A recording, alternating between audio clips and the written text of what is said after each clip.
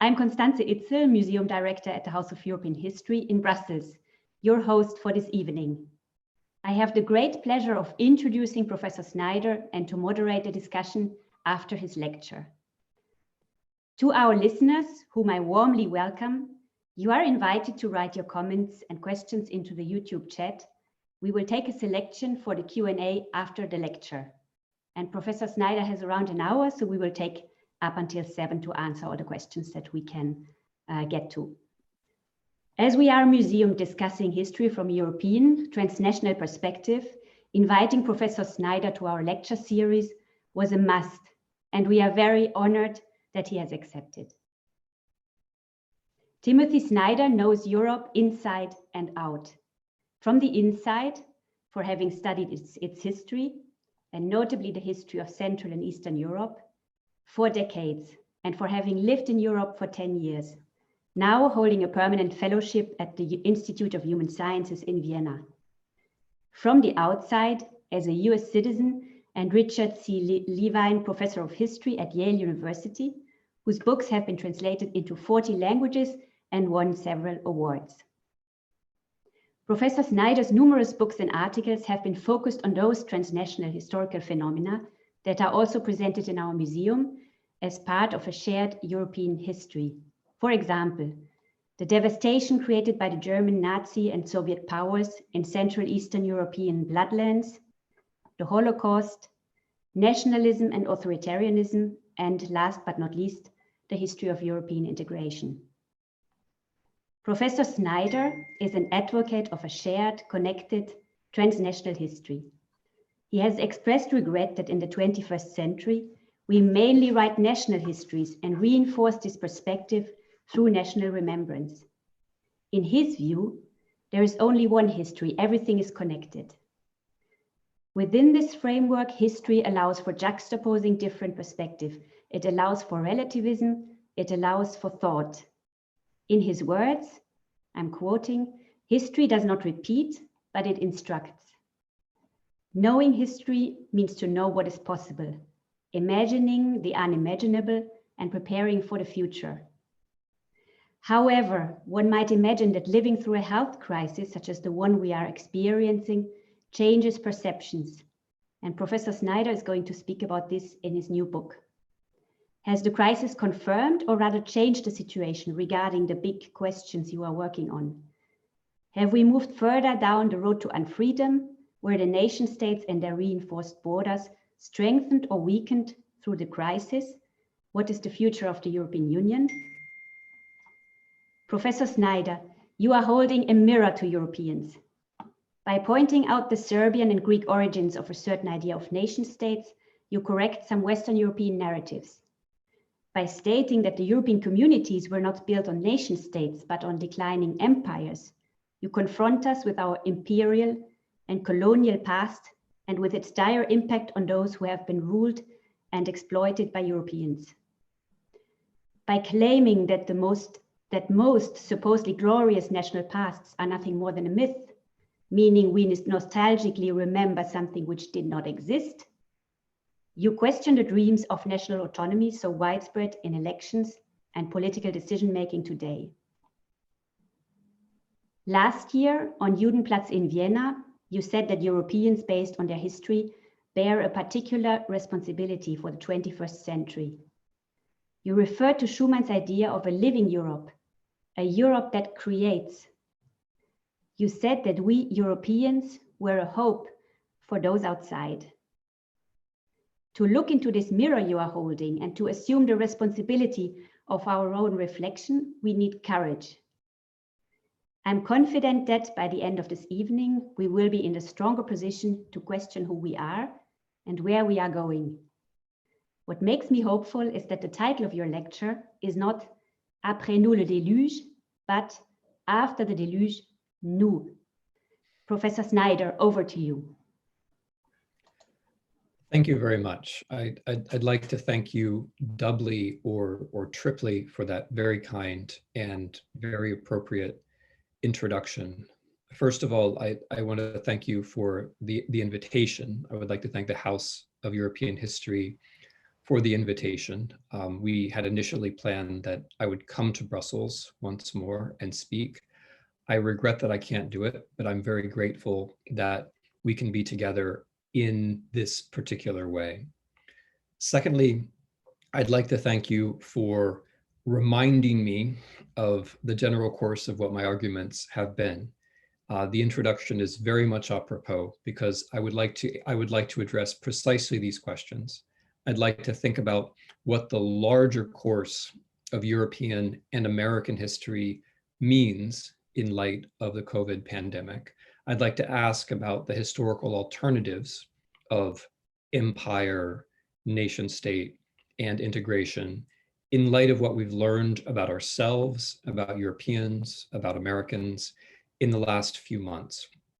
And thirdly and finally, I want to thank you for bringing the introduction to the present, because today is a day, and this is where I'd like to start my own thoughts.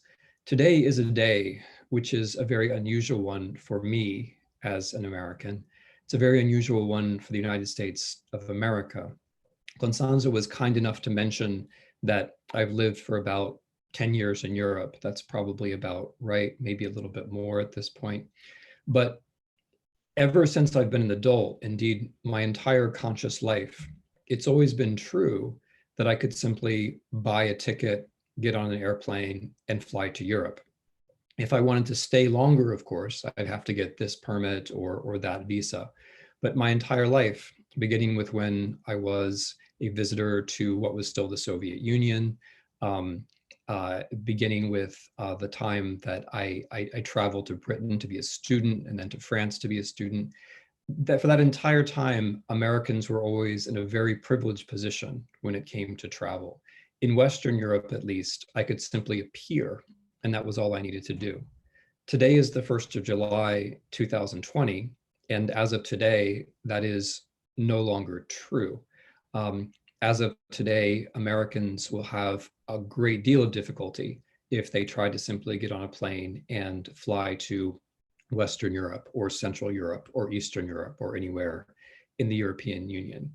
And of course, it's doubly ironic or perhaps fitting for us because this is also the week which leads to our main national holiday, which is the 4th of July, Independence Day. So what I'm going to be thinking about in the next half an hour, 40 minutes or so, along with you, and then in the questions and answers, what I'm going to be thinking about is this relationship between independence, that thing which we imagine that we have, and our common imperial history, because the European and American imperial history is very similar and overlapping, and finally, the future of integration. Now, I don't mean to sound like I'm complaining about the travel ban. The thing which is significant, I believe, about the travel ban of Americans to the European Union is that it's entirely justified. That's what's significant about it. If I believe that it were a matter of politics or a matter of appealing to European populism or something like this, that would be a different question. But the hard fact is that it's entirely justified that Americans are being banned from the European Union. And this gives us something deeper, I think, to ponder. What is it about the United States today that makes it legitimate, possible, and true that Americans can no longer freely travel to the European Union? How exactly has it come to pass that 120,000 Americans are dead? How has it come to pass that such a huge percentage of the worldwide cases of COVID are precisely in the United States? How has it come to pass that the county where I live or the city where I live has more fatalities from COVID than whole European countries? How did that happen? And how, and this is where I'd like to go, how is that related to this question of nation state and empire? And here I think there's actually a very close relationship. Let's stay with the United States for just a moment and see if I can try to make it clear. As you know, and as was kindly made clear in the introduction, I think the most significant question in European history, and for that matter, American history, is the question, what happens after empire? If that's the most important historical question, then one of the most important normative questions or political questions is, what should you do after empire? That is, in the moment when empire is no longer tenable, in the moment where, as a matter of simple fact, empire is no longer possible, what should you do? What do you in fact do? Now, as was kindly presented in the introduction, I've generally applied this logic to the European Union, and I will again before we're done, but I want to apply it for a moment to the United States. Because of course, we are also a post-imperial unit, and Americans, particularly in the Trump administration, have been trying to answer the question, what to do after empire, in a very particular way. So, of course, the Trump administration can be characterized in a number of different ways. One can look at the Trump administration, I think, very legitimately and say, this is a regime of, by, and for oligarchs. One can look at the Trump administration and say, this is a very unusual case of a kind of digital occupation, where the fact that we carry out American elections and American political campaigns with basically unregulated flows of disinformation and money led us to this very particular spot. One could also characterize the Trump administration, as I've done in other settings, as not even fascism. That is, a set of leaders who use fascist terms and fascist techniques, but who hold themselves back from some of the actions, especially wars abroad, that characterize fascism. Another way to think of the Trump administration, and this has been on display especially in the last few weeks, is as a kind of monopoly on subjectivity, where the president sees it as his task to be the only person in the world who has feelings that count. He sees it as his task to define every single thing that matters in the world as being simply about him. The Trump administration can be characterized in all of those ways. It can be characterized in others. But what I'd like to do is stay close to the ground and take one of its own major themes seriously. And that theme is precisely the return to the nation state.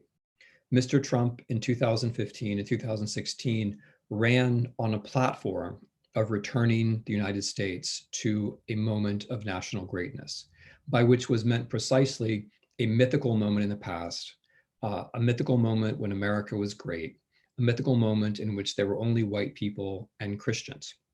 That was very attractive. That kind of rhetoric works in the United States as it works in other countries. And in the United States, as in other countries, it is, of course, a mythical reference. I've talked about this with respect to Europeans before. Let me very briefly talk about it with respect to the United States. There is no moment in American history when we were a nation state. That simply has never happened. From the very beginning of our history, there were at least two classes of people, the slaves and the people who could own slaves, enslaved people and people who could not be enslaved. The events in the United States now, the marches, the protests after the murder of George Floyd, remind us of this basic bifurcation in our history from the beginning. Hannah Nicole Smith, in her work in the New York Times, has done a very good job of bringing to public consciousness this fact that if you have a bifurcated history, then what you're not, what you can't call yourself, is a nation or a nation state. Secondly, the whole history of the United States, like the history of much of Europe until very recently, is a history of imperial expansion. That's what the United States was. It was a frontier empire which begins on the East Coast, makes its way across the Midwest, leaps to California, fills in the middle, eventually adds Hawaii and Alaska. In other words, we are expanding. That is our reality. That is our story of ourselves. We are expanding into the middle of the 20th century. That's not a nation state. A frontier empire is not a nation state. A power that is subordinating and exterminating native peoples is not a nation state. It's something else. And then at the very moment when that phase of our history comes to an end, at the very moment when Alaska and Hawaii become states, at the very moment when the frontier, the American frontier, is closed, the United States enters the world as a superpower. It enters the world after the Second World War as one of the two great powers. And of course, in that sense, it's not a nation state either, because a nation state is not something which it defines its identity in terms of the way that it engages the world. A nation state is not a place whose ideology depends precisely on defending against what's regarded as a universal threat. A nation state is not a place that defines its own history as being normative for everyone else. So there are specificities to American myths. And of course, I can only briefly touch on them here. But what I'm trying to make is the general point that the Trump administration's idea of making America great again, the idea that we could return backwards in time, that we could withdraw in space and find ourselves in some nation state which we had previously abandoned, that this was logically impossible from the very beginning, that it contained tensions which simply could not be resolved and have not been resolved. Now, when I say all this about America, you won't forget I'm also saying it about others.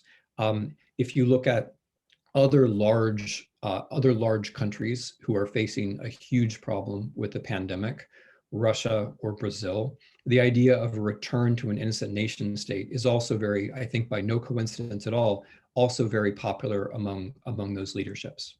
So the claim that I want to make is that this idea of a return to a nation state and the rhetoric that followed from that idea and the policies that followed from that idea have contributed to making the pandemic what it is in the United States. In other words, I'm saying that the very idea of returning to a nation state has powerful consequences. It has consequences in people's lives and has consequences in people's deaths. What I want to try to establish here is that the pandemic in the United States, far from being a sign just of American backwardness, and even far from being simply a sign of the personal flaws of Mr. Trump, is a predictable outcome of this attempt to return to nation statehood. In other words, the real fact that more than 100,000 of my fellow citizens have senselessly died, the real fact that we are still having in the range of 40,000 new infections every day, these real facts are consequences of the embrace of a certain kind of political fiction, the political fiction of the return to greatness as a nation state. Let me try to give you one or two examples of how I think this works out in practice. What I'm trying to show is that as the gears turn in this move towards trying to become a nation state, there are consequences which go beyond ideology, which go into the epidemiological, which go into the physical, which end people's lives unnecessarily. So one example of how this works is the problem that the United States has had in the last several months with the truth. As you probably know, essentially everything which has come out of the White House about the COVID pandemic has been untrue, often colorfully untrue, but there's a major theme or a set of themes that one can follow from January of 2020 to the beginning. The first idea is that the virus is itself not significant. The second idea is that it's significant, but it's not happening here. The third idea is that it's not happening here because we're special, we're innocent. And the third idea, and the fourth idea, and this is profoundly important, and I think beyond the United States, probably almost impossible to believe. The fourth idea is that it's better not to test, because if we test, that might violate our own feelings about what might be happening. As you may or may not know, a few days ago in a rally in Tulsa, Oklahoma, the president of the United States said this explicitly. He said, I'm ordering that tests be slowed down because in effect, we don't want to know what's happening. It's better not to know. What I'd like to suggest is that this is a way of thinking which has something to do with this post-imperial attempt to return to being a nation state. When you move from empire to nation state, or when you try to, you naturally say that you're innocent. Whenever you retract from empire, the things that might have happened during the imperial period of your history are, of course, not your fault. In fact, you were always innocent, and the return to the idea of the nation state is a way to forget all of the things that you might have done on the way to becoming a great power. So paradoxically, the very fact that imperial history is complicated and messy and full of episodes about which one might feel guilty. In the American case, that means the genocide of the native inhabitants of our continent. It means slavery, as well as a number of other things abroad. The very fact of trying to revert to a nation state means an insistence that the nation is innocent, that we are withdrawing back into our stronghold, which is morally, utterly defensible, impregnable.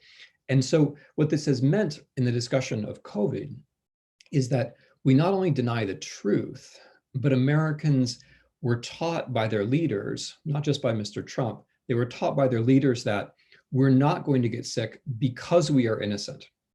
And then this, of course, sets us up for the next step. When we then do get sick, as we have, we're sicker than anyone else. When we do get sick, we then blame others. If the nation was innocent and we do get sick, well, then this must be the fault of others. And this is, of course, not a theoretical proposition. Mr. Trump has gone out of his way to blame the European Union for our pandemic. He's gone out of his way to blame China for our pandemic. In national and in local politics, American leaders have blamed African Americans for the pandemic. And in local politics, especially in Florida, American leaders have explicitly blamed migrant workers for the pandemic. So what this leads to is this grotesque spectacle where you have a great power, perhaps the greatest power in the history of the world, the United States of America, whose entire reaction to an objective problem, the spread of a virus, is based upon denying factuality and insisting on innocence. And what I want to suggest is that that pattern, that way of seeing the world, the insistence on innocence and the exclusion of the facts that might get in the way of that vision, that this has something to do with choosing the nation state as your destination after empire. Okay, I think that's what's happening, and I think it's coherent on its own terms. But before I move on, I want to make clear that not everyone in the United States thinks that way. Most Americans don't think that way. The way that the American president has reacted to the pandemic, and for that matter, to racial injustice, is actually highly unpopular. Which brings me to a similar pattern that we can observe in the US in the current protests. So again, I'm sorry that I haven't been in Europe for the last 6 months, which means that I don't know how American events are appearing to you. But the protests since the murder of George Floyd are the most significant political demonstrations in the United States, at least since the Gulf War, and probably going back into the 1960s. There have been demonstrations in all 50 states. And there have been massive and consistent demonstrations, not only by African Americans, but also by whites and others. And in their vast majority, they've been peaceful. I mention them not just because racial history is the essential part of American imperial history. We built our empire on the labor of Africans, but I mention it also because it's a second example of how this attempt to move back to a state of innocence, this attempt to move back to the nation state, flips around the question of who is innocent and who is guilty. So in the case of the protests and the demonstrations, the president of the United States insists that he's the victim. And so therefore he must take shelter in a bunker in the basement of the White House. He must call in the 101st Airborne to defend him from people who are calling for essentially for nothing more than equal rights. The real victims are the police in this way of seeing things, who have the right to call in the military and who have the right to act like the military. So again, when an imperial system moves in the direction of becoming a nation state, what we see is this odd juxtaposition of enormous power and enormous grievance. The very people who have the power are using that power to express their grievance. This is the way this passage from empire to nation state looks, if this is how you try it. And to be clear, just to put a period at the end of this sentence, these two crises, our pandemic and our racial strife, are deeply, deeply connected. Part of the way that the United States moves to become a nation state is by insisting that white people are too strong and too virtuous to actually need healthcare, and that if there were healthcare, it would be exploited only by the immigrants, only by the Blacks, only by people who are defined as being marginal. Again, that's a post-imperial way of thinking. The people who once carried out the colonization effort are now told by their leaders, you don't need support. The support would just be taken up by those inferior people. And this is one of the basic reasons why we don't have a welfare state. Now, if it seems to you that that connection is abstract, I can only assure you that it's essential to the history of America in the 20th century. And I can only point to the example of what's happening right now. Right now, even as tens of millions of Americans have lost their job and therefore their health insurance, right now, even as tens of thousands of Americans get sick from COVID every day, right now, the administration is seeking to get rid of the Affordable Care Act, which would throw tens of millions of more Americans out of health insurance in the middle of a pandemic. It's not a coincidence that this is happening at a moment of racial discussion. On the contrary, the two questions are the same question. If you decide that what you're doing in America is you're going back to this mythical moment of American, or in particular white American, innocence and virtue, what follows from that is this desperate politics where we have to leave other people out so aggressively that we end up hurting ourselves. Okay, so I'm now at the comfortable point in the lecture where all I have done is criticize the United States. It's very strange to be lecturing over Zoom, because when I lecture over Zoom, I can't see my audience, and I can't tell whether you're nodding or whether you're nodding in agreement or whether you're nodding because you're falling asleep. But I'm going to assume that up to now, much of what I said hasn't been controversial. What I want to do in the remainder of this lecture is, as Constanze has suggested, is turn the mirror on the European Union and ask the same question about the European Union, the same question of what to do after empire. Of course, at the surface, as we look at contemporary politics, things look right now, I have to say, better in the European Union than they do in the United States. The pandemic response, although it's varied, of course, from locality to locality and from country to country, I feel very comfortable in saying has been uniformly better in the United States. These aspects of innocence and ignoring the truth, although present in Europe, are much less pronounced than in the United States. Now, I don't want to comment on these things too closely, though, because I haven't been there to witness them.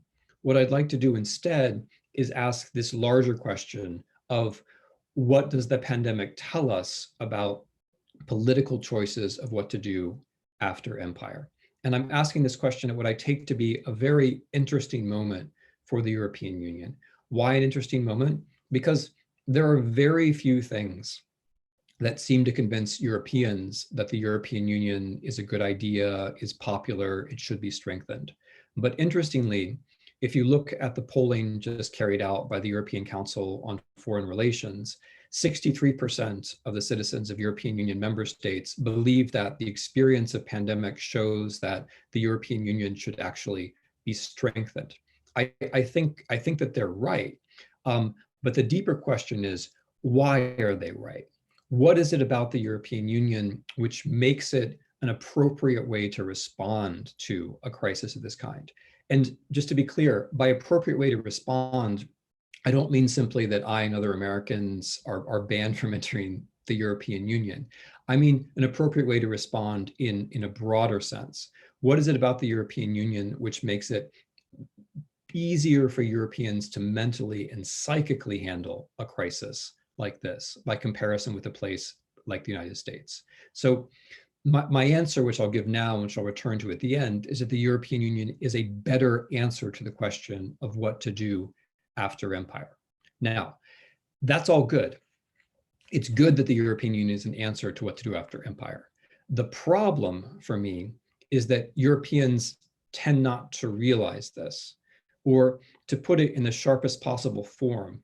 The problem in Europe and the risk to Europe, the intellectual and moral risk to Europe all the time, is that at a deep level, Europeans share and pro-Europeans propagate, and indeed the European Union itself propagates, a myth about the past, which at its core, I'm afraid, is not so very different from the story that Mr. Trump is telling. What is this story, and what is the similarity?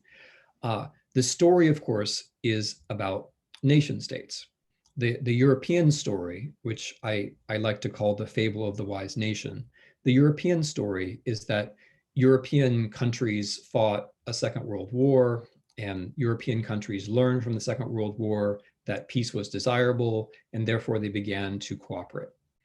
I have to say, from my point of view as a historian of Eastern Europe, and from my point of view as someone who tries to be a global historian, I think that story is not just entirely wrong. I think it's deeply, deeply harmful. I think that story, which seems so comfortable and natural, puts the European project at risk. Because of course it didn't happen this way. What happened is that European empires, like American empire, European empires fought around the world until they couldn't fight any longer. And when that was done, then they found in integration an economic and political substitute. Maybe the most important example is West Germany. So West Germany is at the center of European integration. Is West Germany a nation state? Of course it's not. What had just happened to West Germany? West Germany had been, or Germany had been defeated in an imperial war. Germany had been defeated in a war in which the idea was to bring imperial practices from Africa, from around the world, into Eastern Europe. When Germany fought the Second World War, which was chiefly a war of conquest and empire in Eastern Europe, it brought to this war familiar asymmetrical ideas of race, that Germans were a higher race, that Ukrainians, for example, belonged to a lower race. Germans brought to this war asymmetrical ideas of disease, that Germans were healthy inherently, and that Jews inherently brought malady. And Germans brought to this war the ecology of empire, that hunger and other basic problems of human life were not going to be solved by technique or by justice. They were going to be solved by conquest. Now, I can't talk about this at length, but I just want to emphasize that how we understand the German war is very crucial to how we understand the European project. Because if we see the German war as a second round of a Franco-German conflict that has to do with Western Europe, then we get to the present myth about nation states learning from conflict. However, if we understand the Second World War as indeed a world war, in the sense that Germans were fighting with ideas and with goals which came from a world history of empire, then the significance and the origins of the European Union can clarify. And of course, broadly speaking, this is true about the other important members of the European project as well. France, when Schuman issues his famous declaration, France is in the middle of a war in Indochina, which it fights until it can no longer fight it. When de Gaulle makes his famous choice for Europe in the early 1960s, the most important moment perhaps in European integration, tout court, he is making a choice against Algeria. This is what the French choice for Europe means. The French choice for Europe is a choice not to be an empire, but to be Europe. And there's never a moment in that history where France is something like a nation state. It doesn't happen.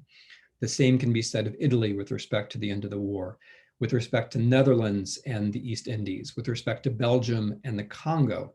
And this is not a coincidence. This is simply one history. The end of empire and the rise of integration happen at the same time because one of them is a consequence of the other. Even in Great Britain, this was understood at the time. In the 1960s, in Great Britain, the British understood that the choice was between integration and empire. The idea that Britain ought to be a nation state only appears later in the 21st century, and we see the consequences of that now. Now, this idea that integration and decolonization have something to do with one another is very prominent in, for example, Tony Judd's outstanding book, Post-War. What I'm trying to do is to draw this idea forward and to see what the consequences might be. So the consequences for how the European Union considers itself is that we have this story that we learned, probably we were victims of the Second World War. If we weren't victims of the Second World War, then we at least learned from the Second World War. We think of the war as between Germany and France or between Germany and other West European countries. We marginalize or minimalize the Eastern Front and the imperial part of the story. And thereby we create a kind of compartmental history in which there's this new story of a kind of civilizing project in Western Europe and then in Central and Eastern Europe, in which the rest of the world is basically excluded. And what I'm trying to insist upon is that if you have a broader history of the European Union, you also have a broader sense of European possibility and a broader sense of what Europe might mean in the future. Now, naturally, you might be asking, well, what about Eastern Europe? Aren't there nation states in Eastern Europe? And indeed there were. There is the nation state project of Serbia and Greece and Romania and Bulgaria. To make a long story short, those true nation states, unlike France, which was never a nation state, those true nation states and their competition for territory in the Balkans is what brought us the First World War. That's not really a recommendation. And yes, indeed, after the First World War, more nation states were created, 6 of them, Poland, Czechoslovakia, Austria, the 3 Baltic states.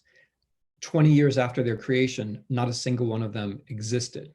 So again, that's not a very strong recommendation for the nation state. And after 1989, if you'll remember, what the East Europeans said was, we want to return to Europe. So back then, before joining the European Union, East European leaders were very much aware that the nation state on its own wasn't the goal of the project. The goal of getting out from under Soviet domination was to become part of this larger European organization. So what this all means is that the European Union is much more, I think, interesting and certainly much more important than it's portrayed as being either here in the United States or even in Europe itself. What this means is that Europe isn't just the settlement of this. European integration is not the settlement of the Second World War. It means something much more significant. It's a settlement of both world wars. It's an answer to the question of what you do when empires collapse, whether those are land empires in Europe itself, whether those are maritime empires like the Netherlands or France or Britain, whatever, or Portugal or Spain. The European project is an answer of what to do when empire collapses. Now, all along, though, the European Union story, and this is Schumann's story, and it's basically everyone's story, the story is that we are nation states who learn. And I think this is the danger, because if you're nation states who learn, what you tend to learn really is that in the past you were innocent and that others were the source of problems. If we look at how the European Union functions today, we can see the extreme examples of this in, for example, Hungary or sometimes in Polish policy, where the idea is that we were nation states and we chose to join Europe. And now our job is just to extract as much from Europe as we can. But on the contrary, what really happened is that the European Union saved the European state.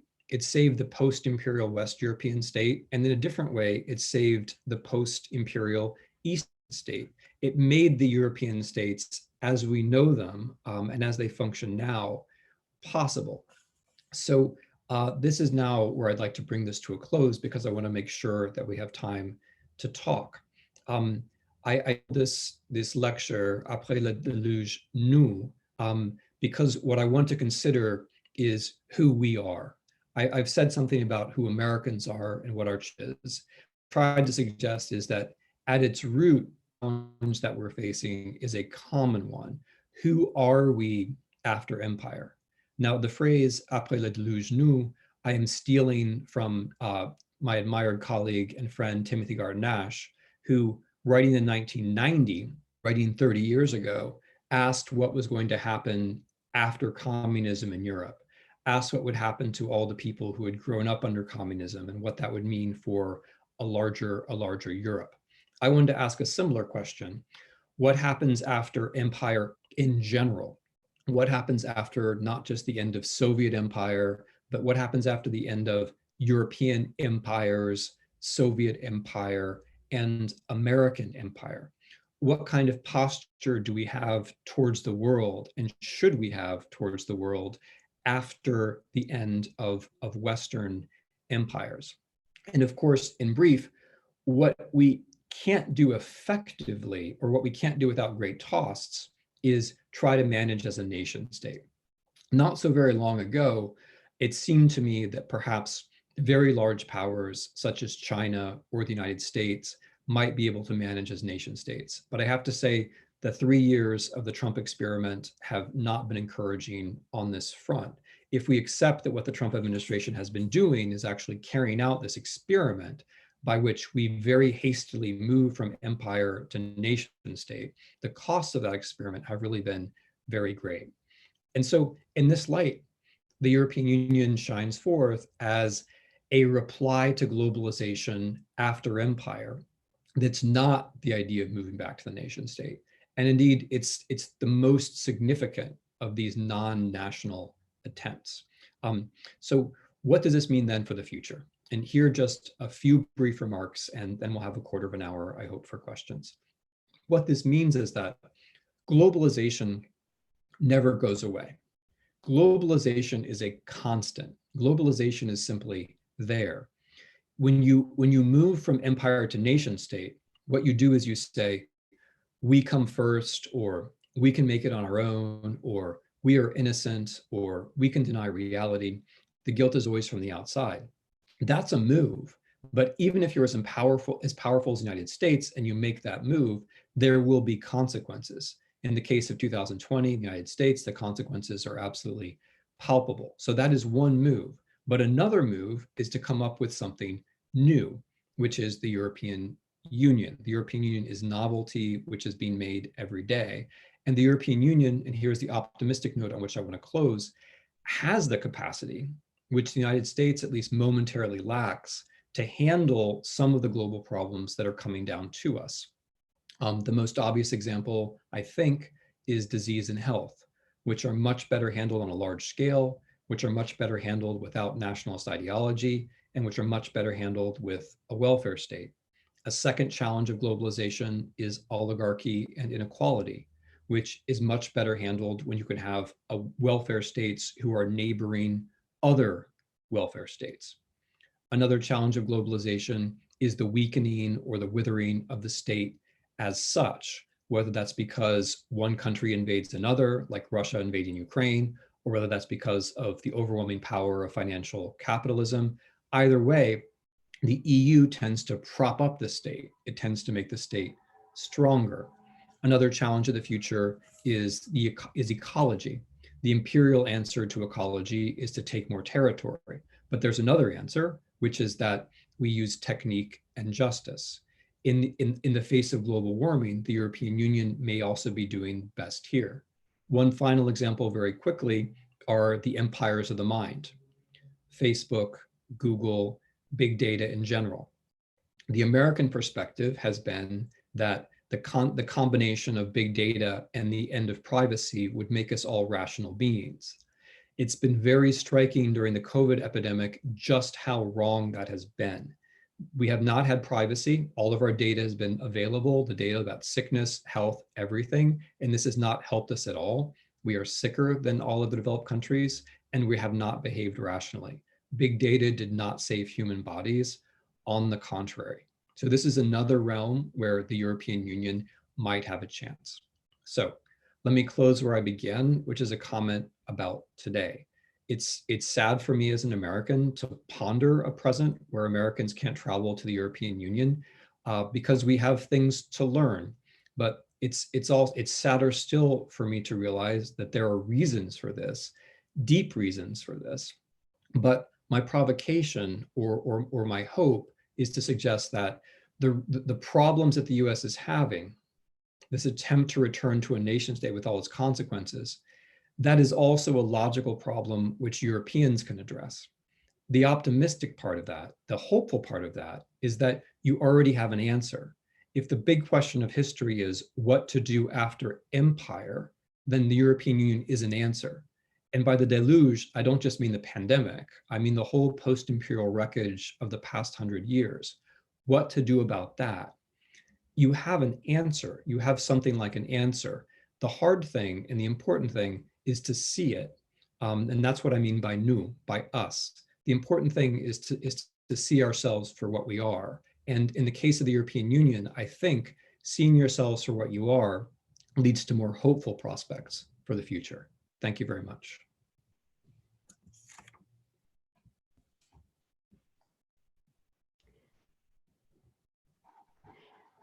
Thank you very much, Professor Snyder, for having not only presented us the mirror again, but having opened our eyes on what or who we are for you, and hopefully also for ourselves.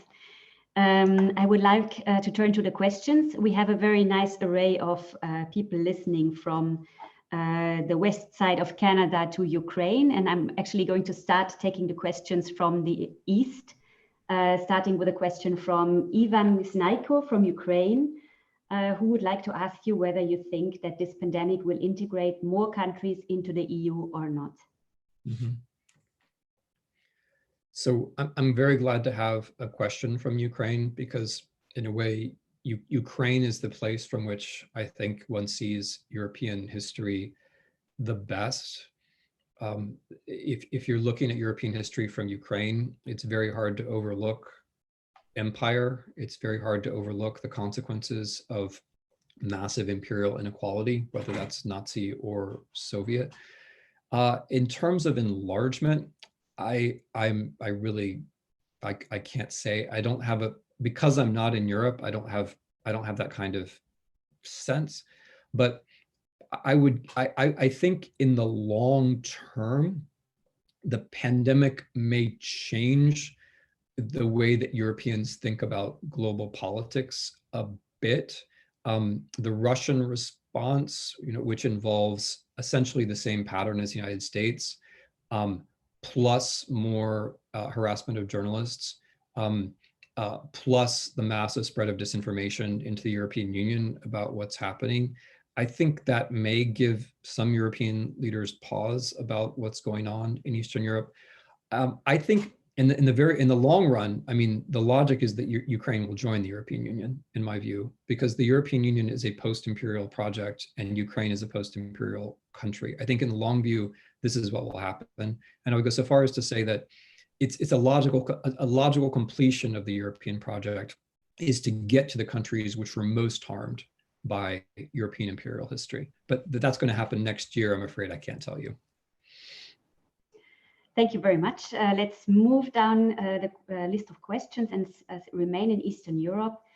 We have a question from Ruben asking how do you see current Eastern European populists yearning for nation states?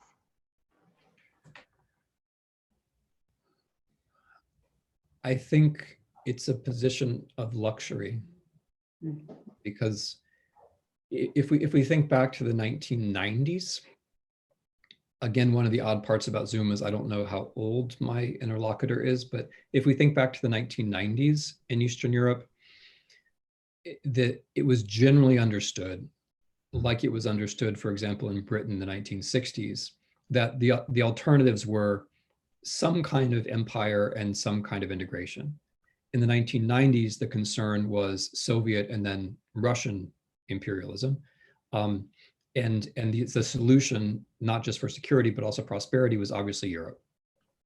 The problem now, I think the basic irresponsibility of the position of populism now is that countries that are already inside the European Union can very easily forget why it was that they joined. The Polish state is a very functional state. It's remarkably functional. It's hard to imagine a Polish state that is more functional than the Polish state that we have right now. But if the Polish state were not in the European Union, it would not be nearly so functional. I don't like to imagine what the Polish state and society would be if Poland were outside the European Union. So I think there's this basic tension, and I think the populists know it, and I think they're exploiting it in bad faith. What I worry about though is education, because if populists educate young people to think that the 1920s and 1930s were glorious times, except for all the foreigners, then that leads to long-term political consequences, and I worry that we're already beginning to see that. Yes, we have an interesting view which seems to come from a different corner. Actually, Larry Moffat says that most Europeans have traveled abroad and therefore might be less likely to support nation states because they were exposed to intercultural exchange. Well, that's complicated because I mean, most Americans haven't traveled abroad, but it's also, I mean, now I'll go back to being, now I'll defend the country a bit. America's a very big country, so you can see all kinds of things without actually leaving it. I think though that the point is well taken. I think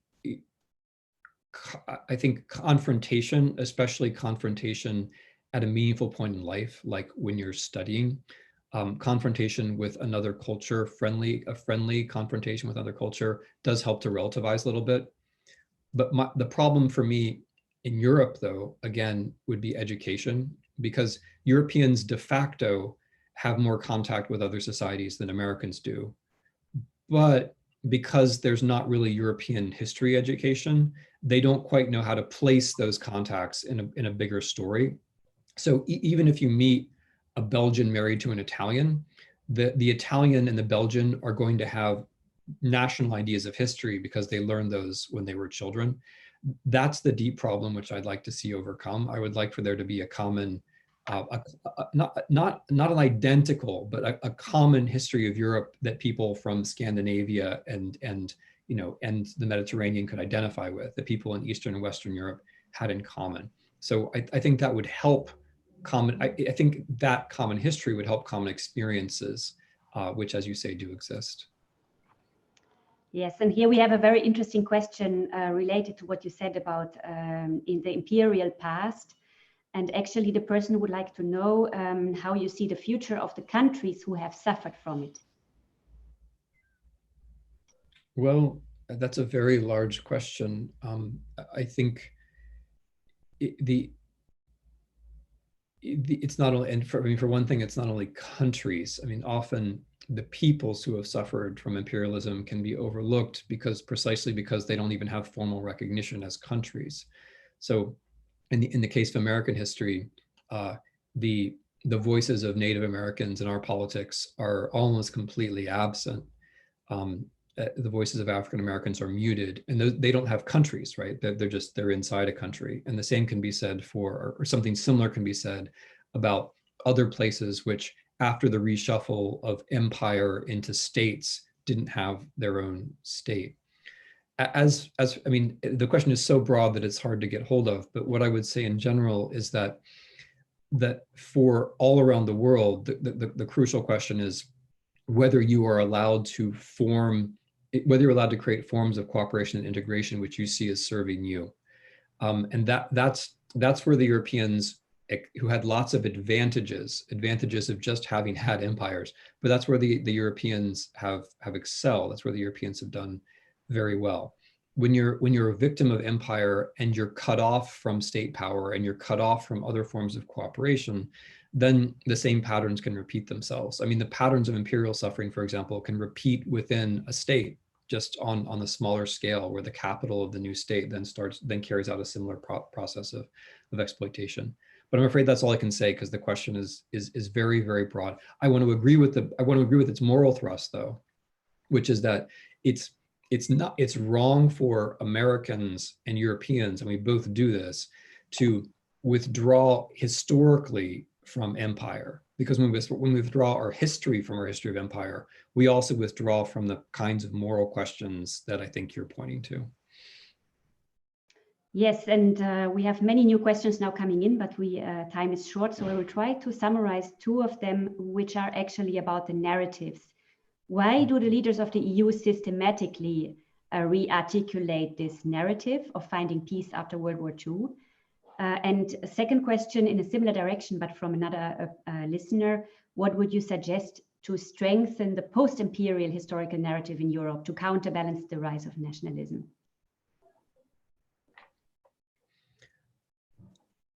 I think the reason why, I think one of the reasons why Europeans repeat the story about learning from the Second World War is anti-Americanism. I think that's because that story is implicitly or explicitly a story about how Europeans are smarter than Americans. And the idea is that Europeans learned, we did these terrible things, but we learned from them, whereas Americans just keep doing these terrible things over and over and over again. And that's, I think, reassuring to Europeans, and it gives them a sense of identity that the Americans may be stronger, but we're morally more righteous. The problem is that it's not true. It's just that Europeans ran out of the ability to fight wars a little bit sooner than we did. I mean, I think from the broad historical scope, it's going to look very similar. The French and the Dutch are exhausting themselves. The British are exhausting themselves in the 1960s.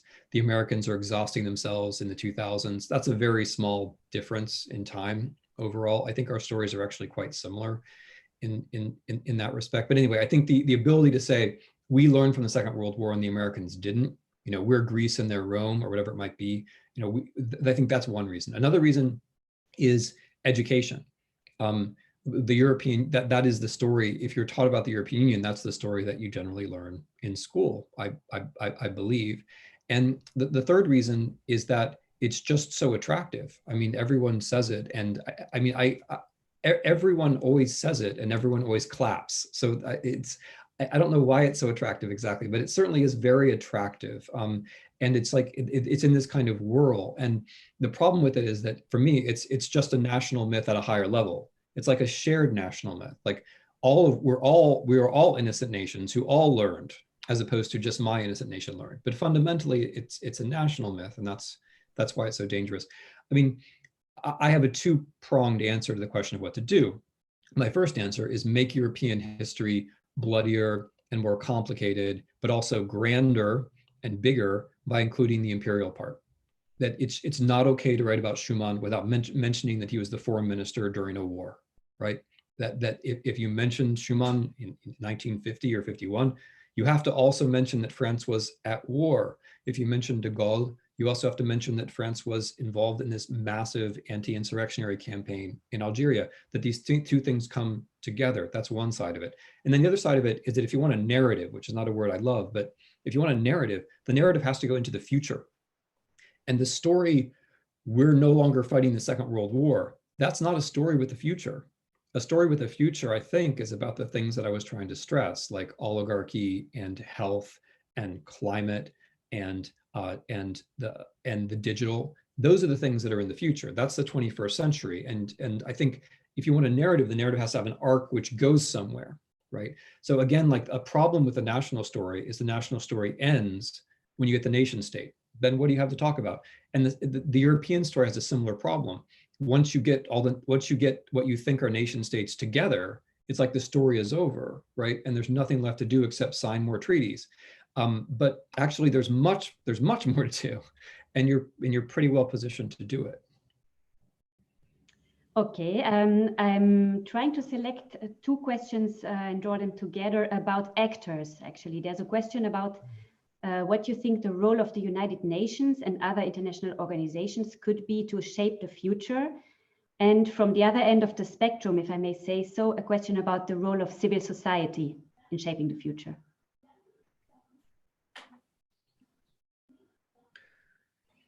Well, so I'll take them in that order.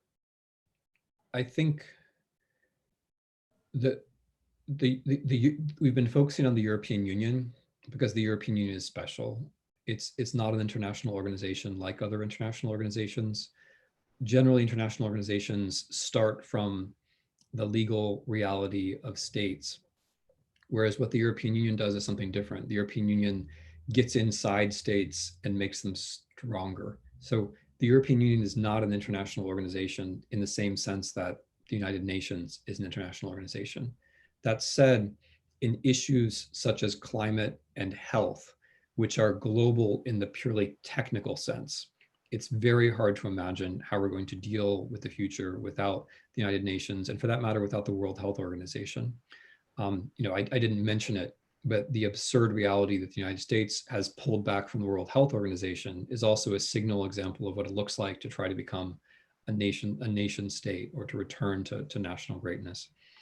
Civil society. So civil society, I think of that term in the sense that the East European intellectuals gave it in the 1970s. Namely, civil society is something which exists not against the state, but apart from the state. It's something which enlivens the state. The idea is not to make the state stronger. The idea is to contest certain things, to generate ideas which wouldn't be generated only by politicians or only by elections. Civil society has to do, for me, fundamentally with the unpredictable assembly of people in pursuit of unpredictable goals and values. And as such, it's extremely important, and I'm glad to have this question as the last question. When I look at the series of disasters that is American politics, the bright spots are almost always in civil society, lawyers doing this, or protesters doing that. And when I think about the future of the European Union, and this helps with the last question too, when I think about the future of the European Union, what also makes me hopeful are the examples of, I know, often by young people, of trying to create European civil society. So not just the passive European civil society, which I know exists, and not just the multinational, or not just the multinational NGOs, which I know are very important and which I applaud, but also the less predictable initiatives to create a sense of that incidentally create a sense that there's a Europe by pursuing common concerns within the European Union. Democracy can't do without civil society, and the rule of law can't do without civil society, and certainly Europe can't do without civil society. And there's room for improvement.